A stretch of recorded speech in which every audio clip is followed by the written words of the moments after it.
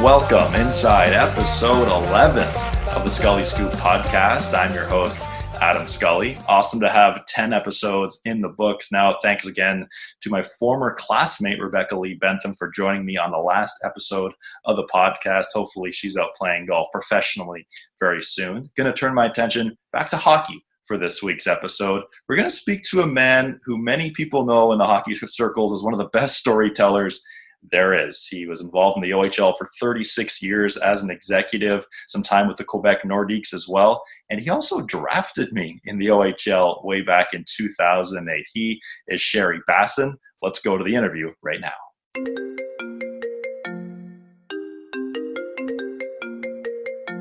And we're now pleased to join one of the most well-known executives in the hockey world. Been involved in the hockey circle since 1976. Sherry Bassin, the man who also drafted me with the Erie Otters back in 2008. Sherry, welcome to the Scully Scoop podcast. Oh, it's great to be with you. Yeah, it's been a while since we've chatted, and it's nice to catch up now. So how has life during these unprecedented times been for you? Well, like I've said, it's like Groundhog Day every day. You know what I mean? But I kid around about this, that, you know, if you follow the science, we know how serious it is. I'm disenchanted and disappointed in people that don't wear masks when they're in contact with people, and how they crowded the parks. And the whole idea of a mask and distancing is for me to protect you. That's not, that's what the whole situation is. But hey, the scientists said, Dr. Fauci, that this is a war and we're prisoners of war. And this is the only time in history where the prisoners of war are going to be fatter at the end of the war than skinnier. You know, I've always said the quarantine 15 is a real thing, unless you really, like you said just before we started doing this, you're walking 3 miles a day. I'm playing golf now as much as I can now that it's safe to do so. But I also read that you and some members of the 1990 Memorial Cup winning Oshawa Generals team have launched Hockey for Health Heroes. Tell us a little bit about that. Well, just like you that went on to other careers and successful, off that team, we've had a couple of doctors. And one of them, Dr. Donaldson, Craig Donald, who's from Whitby when I was running the Oshawa Generals, is an emergency room doctor. Right. Like, he's taken it on. And plus, he's a doctor for two of the homes for the aged. Mm-hmm. So he was on. It's been tabbed from the blue line to the front line. Mm-hmm. So it was the 30th anniversary of the Memorial Cup team, and I'm still pretty close to a lot of those guys. Yeah. And Joe Basillo, who played for me in Oshawa and the Sioux, and we had success there. We went to 3 Memorial Cups 3 years in a row, and he's involved with that team and still close contact. And we said, we got to do something. And Donaldson is the emergency room doctor at Headwaters. Okay. And so it's in the Dufferin-Caledon area. And we said, what should we do? 30th anniversary. And, so we were originally thinking about ordering food for everybody. Yeah. The frontline people, including all the people at Clean, and they're getting a lot of this. So we decided, what can we do? And it's unusual because we won the Cup in Oshawa, and he's a doctor there. We got to bring both hospitals together because we owe it to both hospitals. And we come up with, we approached both administrations, and they come up with an idea about these new smart IV pumps. And they're a computerized, very important, where they measure the dose precisely. They're used for COVID patients right now, but they can be used in ICU, can be used all over the hospital. Mm-hmm. And they're $5,000 a pump. So we said, hey, let's see how many pumps we can buy. Raising money because it's something that can stay with the hospital when we kind of get a hold of this COVID. Yeah. And I didn't realize what's involved, and thank God for the administration of those hospitals, because then you have to design a website, Then you got to deal with the tax department to have the proper tax receipts. There was a lot that went into it. And on the 13th of May was the 30th anniversary of the 30th anniversary of the Memorial Cup, and we wanted to launch it that day. And so it was kind of fun, and it was an idea. And Joe Basillo played and also played on Italy's Olympic team. And so it was good. We got together, and then we got a whole lot of the players. The generals started notifying all their former players, and here we are. And it was good for me because you know me, I like to be active. I do, yeah. And Groundhog Day was getting to me. So a lot of Zooming, a lot of, and we've kicked it off, and a lot of people participated in giving something, so it's been terrific. Good for you guys to do something like that. That's just an incredible initiative. I have to ask you about the potential of sports returning. There's this proposed 2014 format in the NHL to hopefully come back, let's say sometime in July. What are your thoughts on that, and with some hub cities too? Well, the thing is this, I expect they're going to follow the World Health Organization's rules, okay? And, we got to follow the science here, not political inclinations. And we have to get, and I know how important it is to get people back to work. Those people that are suffering significantly, you know what I mean? It's frightful. But the thing is, some of the guys that I talk to and so forth, no matter what decision you make, you've been around it. Some people are going to be upset with it. Some people are going to say, why are these teams in when they didn't likely have a chance? By the nature of making decisions, people are going to be upset. If they're just going to babysit and put warm milk in their mouth every time they cry, there's never going to be productivity. So by the nature of the decision, and I think they're dealing with the scientists about the protocol they have to follow. I mean, and they understand too the liability. It'll be interesting. So I think the format that they've come up with, I'll bet you they looked at 100 different formats. And I know a lot of the people involved in the Players Association and the administration of the NHL, and they're pretty caring people.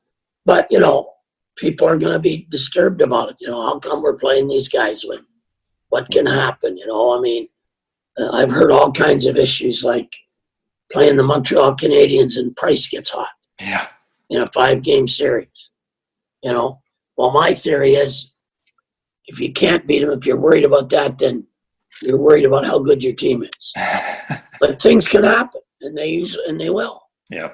But the issue is to get it back. See, one of the real problems here that people haven't, a lot of people have talked about, that's not true, is hockey is crowd reliable. Not that the other sports don't want the crowds, but hockey doesn't have the TV contracts that the NFL. The NFL is such a big TV like 3 networks bid on it.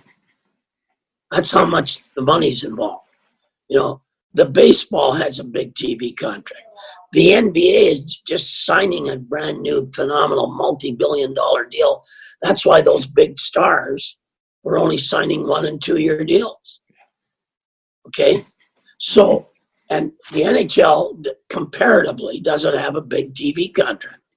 And when I watch some of these old games they're rerunning, no wonder. With years ago, if you were in Canada and knew the game, you could follow it. Yeah. And it wasn't because we didn't have modern technology. I'm not picking fault, but you had a tough time following the puck unless you grew up with the game like you. So that would be a hard sell in the States. Now, with all the camera work, with the 20 cameras they got, everything that's close up.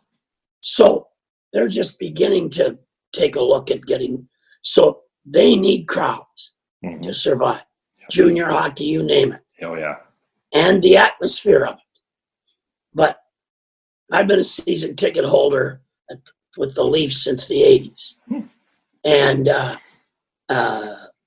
let me tell you this, I'm not too excited right away.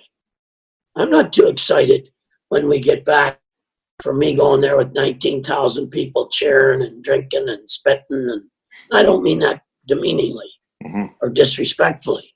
So that's a real issue here that when you take a look at it from a cost standpoint, and as you know, because we drafted you and you played for us, you don't get crowds in junior hockey. No. 80% of your income. And it's a big business to run today. It's a big undertaking by those owners. So it's, it's a real issue here. And then, you got these 7 Canadian teams. And then you got closed borders. So there has to be some exceptions. And there's a lot to work out. And so it'll be interesting because, now I just see where the 4 teams that get buys are going to play a round robin for their seeding. Because this is another thing from sports. Not playing serious games.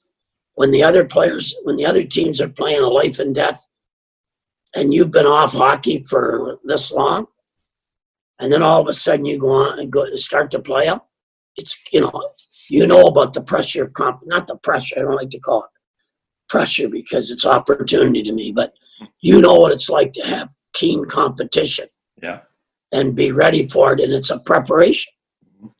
So there's many issues here for them to be concerned about. Yeah, I'm really curious how it all transpires, but most importantly, hopefully everyone stays safe, because if someone gets sick, who knows what happens from there. We're in conversation here with longtime hockey executive Sherry Bassin. I'd love to talk a little bit about your career. First off, in 1976, how did you get initially involved with the OHL?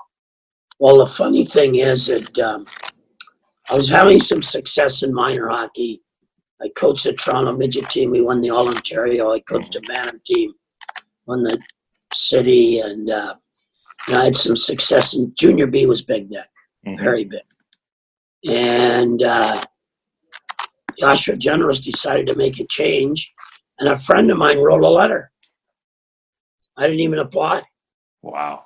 And I was a professor, and all of a sudden I get a call from my assistant, and she says, Mr. Humphreys is here at the school. He wants to talk to you. And I used to have very messy offices. And I said, I don't want him interviewing me. So I got the associate dean's office, who was a neat freak. And he interviewed me for a couple hours and said, I'll get back to you. He got back to me in a few days, and he said, I want you to join the Oshawa Generals. And then I coached for you. They were favored to win. The reason he made a change, they were favored to be a top team in the OHL, and they went out in the first round. And they had, to the suit, I remember this, seems a long time ago, but I remember it like it was yesterday. As a matter of fact, somebody you know very well played on that midget team that won the All-Ontario. I was going to ask you about him. Yeah. But anyway, and I still have relationships and talk to these people, no matter whether it's bantam or midget or.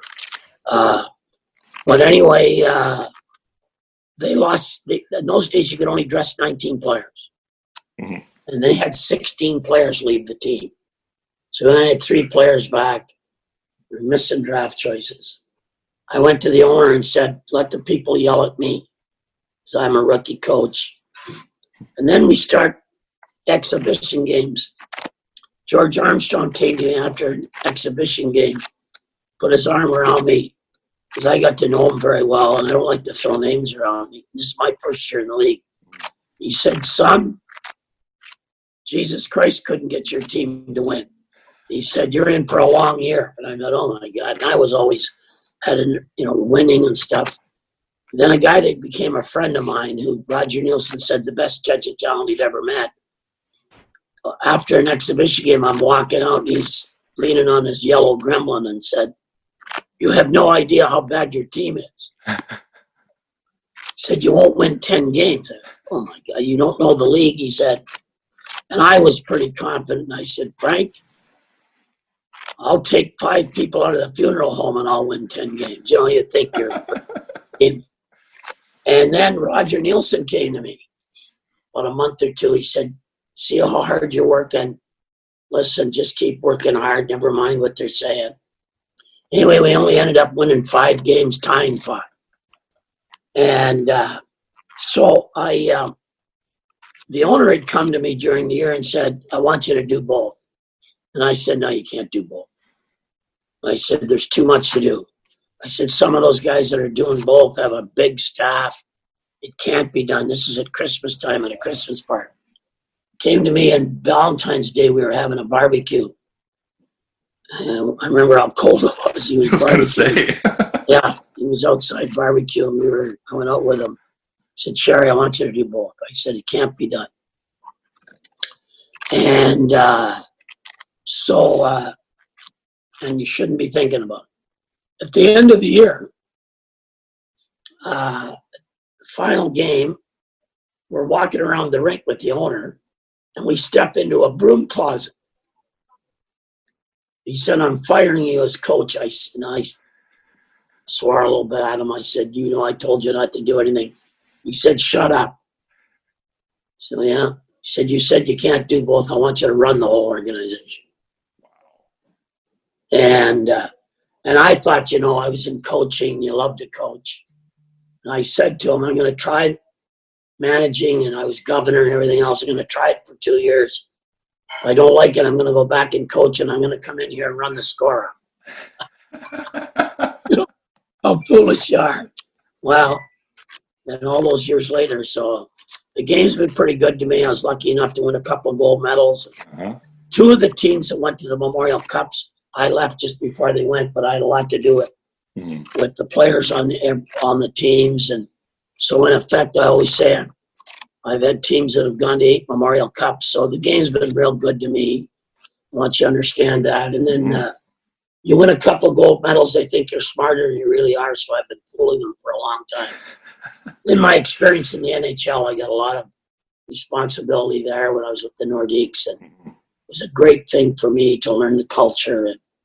And then I came back and became a full owner. And it's been good to me. And I got to still spend some time on my career in law. And so the game's been so good to me. I'm very grateful and very respectful of it. Yeah, as you should be. You've had an unbelievable career. I want to ask you about the World Junior Tournament, because before 1982, this was not really the biggest thing in the world, but now it's a Canadian tradition. TSN broadcasts it wall to wall. Teams weren't willing to send their players, but you were a big reason that whole changed, and you helped Canada win its first gold medal at the World Junior in 82. Tell us about that. It's funny. That's a great question. We hadn't been in the medals in 10 years. Mm-hmm. Hockey Canada, which was CAA then, and the president come to me and said, we should form a national team. Mm-hmm. And I thought that was a really good idea, because I was commissioner for a year, interim commissioner, and was responsible, people responsible for hiring Dave Branch. But anyway, so we proposed this at and I had a pretty good Oshawa Generals team that year. And so it was proposed at our governor's meeting, and the governors weren't excited about it. They didn't want to lose their stars for a month. And I had helped quarterback an agreement with the NHL a couple of years previously, because we didn't have anything in writing. And as a matter of fact, I wrote the first contract that junior hockey had with NHL. So we got in the meeting. I'll never forget this. I'll take this to my gravesite. And people were saying no, and came around to me, and I stood up and said, my players are going. And you should have heard the emotion eruption in that room. And one guy got in front of me about 5 feet away from me, just yelling at me and said, you're not even an owner and you don't know what this is. And I said, look. So when they went around the room again to say it, and I stood up and they were screaming, and I looked at them and I said, if your son had the chance to go play for Team Canada, would you let him go? And there was silence. And I don't want to swear or anything, but I did swear that time, and I said, I'm getting the hell out of this meeting, and took my stuff and left. And about a month before the summer camp, Jim McCauley, who owns Sault Ste. Marie, called me and said, "Are your players still going to that National Junior Camp?" I said, "Yes, they are." He said, "If that's the case, so are our players." And that's how it started to click off. And can you imagine from that moment, where we are today, where it's such an event? It's a Christmas time event for people to watch. In some of those games, they've got such high ratings. And I remember in 1976 when we lost to the Russians in Hamilton. There was over 19,000 people there, dozens and dozens of press, and the biggest TV audience for a hockey game, including NHL at that time. Yeah. But the first year when we went to Minnesota and won it, it wasn't a big deal. All of a sudden, we're playing for the gold medal. Mm-hmm. So all these reporters start coming in to cover the game. And because it was a round robin, they didn't have us scheduled for the big game. Oh, they had the Russians and the Swedes scheduled. And they sent us to a town and in Minnesota where it was like just a side rink. Mm-hmm. And they only had one payphone there for these guys to file stories. So and you don't understand the business, but they came in and put in phones. And when we won the gold medal, there's a couple of stories that haven't been told when we won the gold medal, this one, they didn't have the national anthem to play for us. And that's when all the players got together shoulder to shoulder and sang, "Oh, Canada." And I was on the ice, and I remember to this day looking over at the color commentator for CBC radio. And he had tears going down his eyes. But here's the story that a lot of people don't know. It's funny. So we come in celebration, and we have to go back to Minneapolis for the banquet. And there's press all around, music going.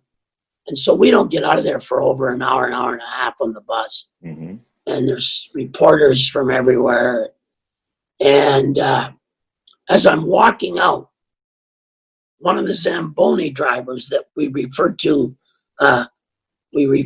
very respectfully as a rink rat, because those guys are there all the time. And I always believed in treating them well. Yeah. And even though we got there that day, and so as we're leaving, in the brown bag that he brought his lunch in, he had written in big black, some kind of a pen. He said, "Oh, by the way, some guy by the name of Trudeau called you." Had no idea who it was. It was our prime minister, and he called like an hour before to congratulate us. And then, of course, we called back. Nobody answered and stuff like that. But he held us, and we're just getting on the bus to go back. He called me aside and said, "Hey, by the way, some guy by the name of Trudeau called." That's amazing. So that was the start of it. And when I see it, then I'm lucky enough to win a couple of gold. Went to Russia there with the team. We had, there's a lot of good players that I've been associated with. Yzerman, Lemieux. Mm-hmm. I mean, spend a month with those guys. And what you really find out about our game is, even though you might read about the odd one that isn't, they're really good people. Yeah.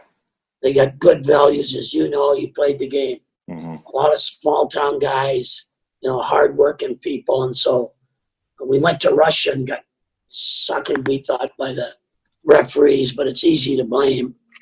And we won bronze because we got beat out in the semis. And then, so from that, I got to be involved with some pretty significant things that went on in hockey. And so it's been very good to me. Yeah, it certainly has been great for you. That's a wonderful story about the World Junior and some guy named Trudeau. It's funny how things work. You mentioned a couple minutes ago about our mutual friend, Brian Black. I understand you guys had a reunion for your 40-year anniversary winning the All-Ontarios. That would have been a couple of years ago now. But what's it like to see guys like Brian and other reunions now that, where you coach guys or manage guys, 20, 30, 40 years ago? Well, it's really, it's I still have I have memories of working with that team that I'm very fond of. I have great memories from all the teams, from the Bantam team, from that midget team. I mean, people don't understand what kind of an accomplishment that was. First of all, to win the All-Ontario in those days, 4 rounds just for the city of Toronto. Wow. Then you played the winner of the Oshawa-Kingston League in 5th round. Then you played the winner of the South played the winner of the North to win the All-Ontario. I think we ended in April 24th or something like that. Or I might have some dates wrong, but so you really get to have a relationship when you're going through, when you're leading young men like that, and I have such deep respect for a lot of the guys in that team. Yeah, I told a story one time. Blackie could really skate. Like, he could get up and down. I mean, he had speed and he could shoot the puck. And I used to tell him, you can skate, and he killed penalties. And I used to tell him that, well, you can shoot the puck, just get open.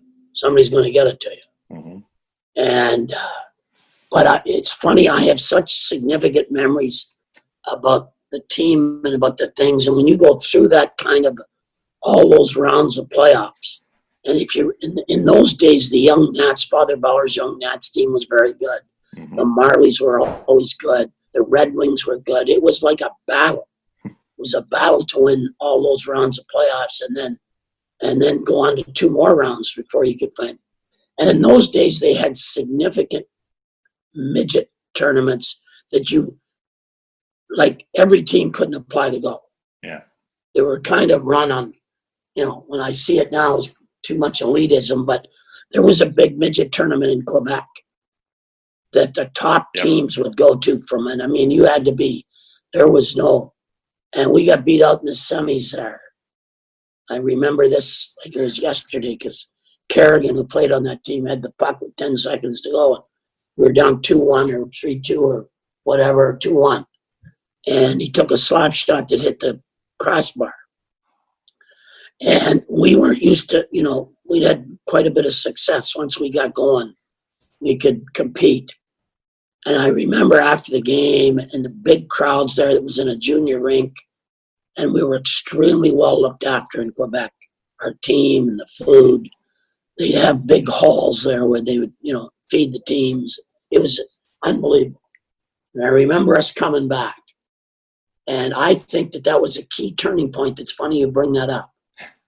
For us to really, because we lost a game that we felt we should have won, and against a real good team, and we kind of realized that we're pretty good. And from then on, we were ready for the challenge. But yeah, I remember Brian Black extremely well. I remember all the guys. I had nicknames for a lot of them. If I introduced you to them, we had this kid Burns that scored clutch goals, so he was known as Clutch. Mm-hmm. And this kid Morrison, who NCAA Division I scholarship, wasn't very big but could fly, and we called him Mouse.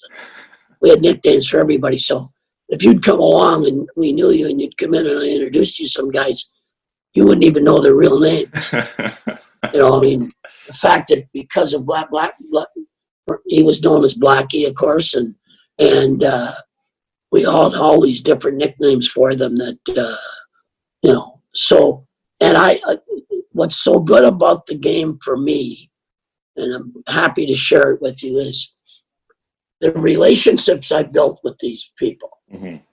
Because I have a strong relationship with these guys. Right. And the respect that I have for these guys as I have for Memorial Cup teams or, mm-hmm. And you got to understand, as we shared here, just you spend a month with these top players for the World Junior. Yeah. You really get to know each other. You eat together, there's certain things. And I got to be on the ice because I was also assistant coach for some of those teams and manager. And so, and you go back to all these, just like, as you mentioned before, this Hockey for Health Heroes. Mm-hmm. The relationship you have with these guys is everlasting. Yeah, it really is. It's awesome how the hockey world works out. You mentioned everlasting. 12 years ago now. You drafted me in the Ontario Hockey League draft. It's hard to believe it's been that long. And for those of you, I still believe it's done this way. The draft is done online, and I wasn't actually by my computer when you guys picked me. I thought I was going to go a little later, if at all, in the draft. But I'll never forget hearing your distinguished, a bit of rasp in your voice when you said, "Hey, Adam, Sherry Bassin here. We think very highly of you. Welcome to Erie." That's something I'll never forget hearing from you. Yeah, I remember you very well. I remember you specifically. I remember watching you play before we picked you and so forth. And our goalie coach was very high on you. And then you were very specific during your career that you wanted to emphasize and concentrate on another career. And good on you. And look how well you've done. So you should be proud of that. Well, I know your family, but I remember your family very well. Yeah, everyone's doing really well here. It's been a great journey with us, and I got to say, I want to thank you as well, because when I initially decided that I didn't want to play hockey anymore, I hadn't told anyone, and I went into your office, and you didn't bat an eye. You said, "What's your plan?" You know, you wanted to make sure that I was going to be okay, and I've never thanked you for that, but I have to thank you now, because without your support, without Robbie Fatorik's support, without my parents' support, I'm not sure where I'd be right now. Well, I think, to me, I believe in following your heart. Yeah. And I told you that, actually. Yeah. You're following your heart, then get it done and do what you got to do. And, I believe in that trying to dictate to people when they come in. I remember how nervous you were when you came in to talk to me. And we ended up having a fairly lengthy conversation. It wasn't just, we talked about things, and I told you that we'd support you, but we should have. That's no big deal. What we did, we should have done that. We should be supporting our young people. And so, and I remember to this day, said, "Hey, that's what your heart dictates, follow your heart." Well, it's been really cool for me on this side of things now in the media world, covering people and athletes and management of people who I either played with or against or know. So it's been really cool on my side of things to do that. I want to ask you about another experience I had. My first training camp in Erie, I believe it was the second day, I tore my hamstring. But I remember you said, "I want you to stick around here. I want you to experience this training camp. This is something you've never done before.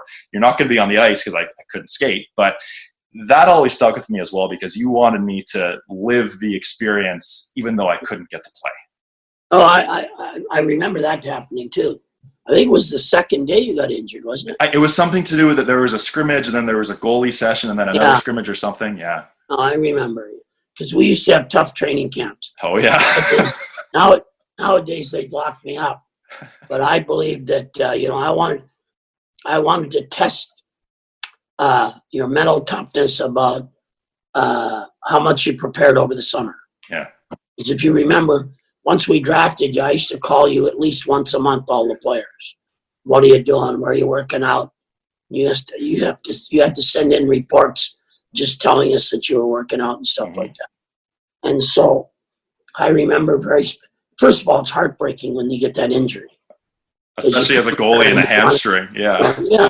It's like, and so from that standpoint, that because we believed in you, I wanted you to experience what was going on. Mm-hmm. And it's difficult for you too, because mentally you're saying, "Hey, I'd like to get out there and show you what I can do." And these other guys, and all of a sudden you see other guys performing, and so it's difficult. But at least the real part about it was the experience of seeing what people were going through. Uh-huh. And so I remember the coaches got me to change my mind about being so tough in training camps. Because I used to design those training camps for killers, if you remember. Oh, yeah. And nowadays, all the sports specialists would think I was nuts.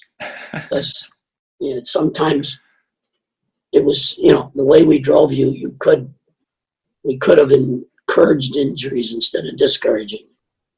But it was the way of the times. It was toughen up. Yeah. It was to stay in shape, and Yeah. and that's something that I'll always appreciate. And I remember too as well. Later that year, one of the scouts in Erie was going to come watch me, and I remember they called me on the phone. I wasn't set to play that night, but I was playing that night, and I suffered a concussion. Unfortunately, I had to call him later, and then 6 weeks later, I had recovered. You called me and said, "Hey, our starter Yaroslav Yanis is going to the World Junior for Slovakia. We'd like to call you up." And my first start back from a concussion, you were actually standing on the rink boards with my mom. And I saw you early on, and I had one of the better games of my year. Yeah, It was a shutout. And it was sort of, I remember saying, my coach said, "Hey, great game." And I said, "Did you see where Sherry Bassin was sitting?" It's funny how it all works out. I also remember how nervous your mother was. Yeah. Because she made every save with you. She was in every save and so forth. Which is great. That's what mothers and sons are about. I remember that game absolutely. Yeah. As a matter of fact, you were very good. I also remember about that game. At some point in the third period, someone gave me a good chop on the glove, and I think you actually came into our dressing room after the game, and you said, "Why didn't any of you guys take out your guy for taking out the star goalie?" Yeah, I remember that. I believed in that togetherness and so forth. So that, but anyway, I remember that very well too. It's funny that you bring up these experiences, and but I mean that's what life's about, to remember those experiences. Yeah, because we learn from them. But I was standing right on the corner, right by the net, where the door opened, just inside that door. So I saw every shot. Well, I'll never forget that. I spent 2 weeks in Erie. We won all 6 games too, which I didn't get to play in a game because our other goalie, Shane Owen, was standing on his head. But I'll never forget those 2 weeks. And a guy one of my teammates at the time and a player you drafted a year before me was Ryan O'Reilly. He went first overall the year before. He's had a crazy NHL career, but last year everything just came together. How amazing was it for you as a guy who drafted him many years earlier to see him win the Conn Smythe Trophy and the Stanley Cup? Well, that's another story that I'm still very close to. Yeah. A lot of those guys that played for me, we text or talk at least once a month, if not sooner. Mm-hmm. And, I was the first, I sent him a message right after they won. And this guy was branded the wrong way when he came out of Buffalo, the rumors about his character. Uh-huh. If there's anything this guy has, it's when you look up character in the dictionary, they got his picture. Yeah. This guy is such a special guy. It goes beyond what you could ever imagine, because there's another interesting story that flows from that. That bus crash in Humboldt. Yeah, I was going to ask you about that. Yeah. Was about an hour and 15 minutes from my hometown where I grew up. Right. So I called McDavid and O'Reilly and said, I think we should go out there. They didn't bat an eyeball. Mm-hmm. Didn't bat an eyeball. Find the time, let's go. Mm-hmm. I mean, you talk about two high quality people, McDavid and O'Reilly, aside from their abilities, they're as good as they are because of the people they are. Yeah. And I always tell people I get lucky because the majority of the world gets to see them as players. I know them as people. Yeah. So we went out there and spent a full day. These two guys were so unbelievable. It was gut-wrenching, and we had a press conference at the end of the day. We spent time with the boarding home people. We were at the memorial. Mm-hmm. Those guys played at the high school these kids went to. They played 1 minute of floor hockey, one guy in each team. So 8 kids got for 1 minute to play floor hockey with them. And I mean, I could go on. I could take 4 hours and talk about those two guys. And so anyway, one of the guys that I thought was in a fight to survive in the hospital did. He's in a wheelchair. Mm-hmm. And very handicapped, but he's coming. And I get a call from the parents because we went out there and brought them signed sticks. And I had a poem, Don't Quit. They signed for everybody to keep. And And we went into all the schools. It was a full day and it was fun. We got home about 1 in the morning, 1:30 in the morning, and left at 6 or something in the morning. So I get a call from a parent said, this is who we are. Young boy's family name is Gobil. Mm-hmm. Never been to an NHL game. And they looked up because of O'Reilly from St. Louis and McDavid coming out. They looked up in the end of January. St. Louis was playing in Edmonton. Right. He'd like to go to the game. So I called the Edmonton people and I called O'Reilly, said, hey, this kid, Edmonton went out of their way to be hosts. The two boys were out of their way to be phenomenal, signing stuff and meeting with them separately. Took the kid to the bench for warm-up. Oh, amazing. And he's in a wheelchair and stuff, and people came over. It was really kind of a special, and I got to spend time with O'Reilly the day before the game for a couple hours. We had lunch, and of course, those guys are like sons to me. Yeah. And then I got to go to McDavid's house and spend time, and him and I went out for supper together. And, I'm always conscious of the fact that I don't want to take too much of their time because they don't want to have to hang out with an 80-year-old,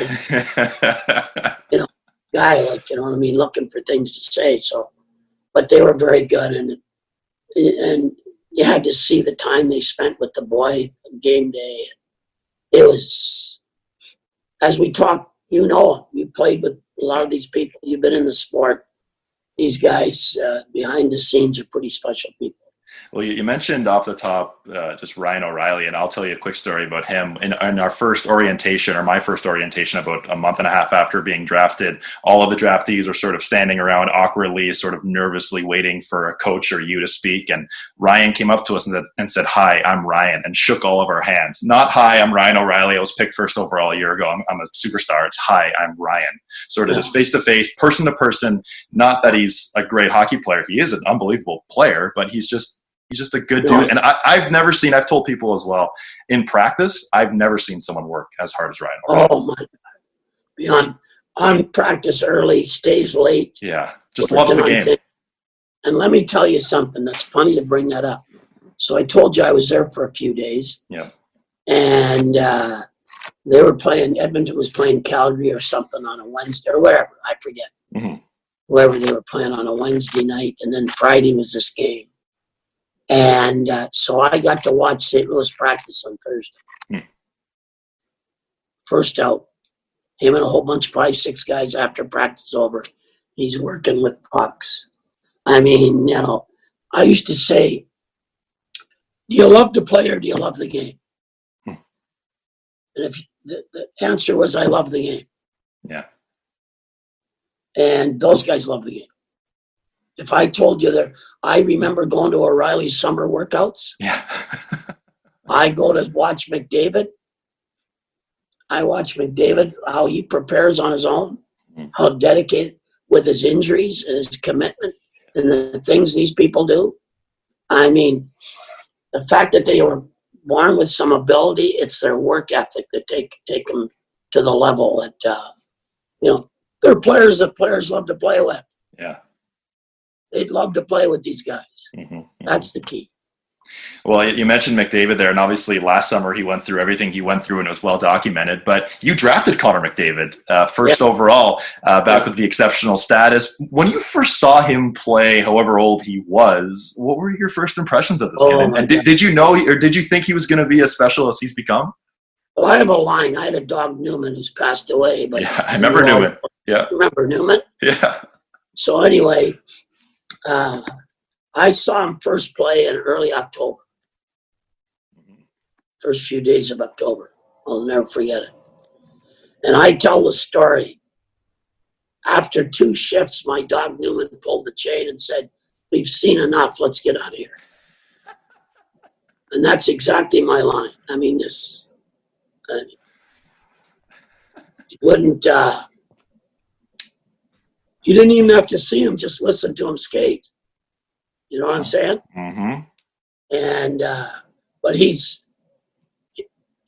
the fact that he has ability, It's more than that, like we talked about O'Reilly.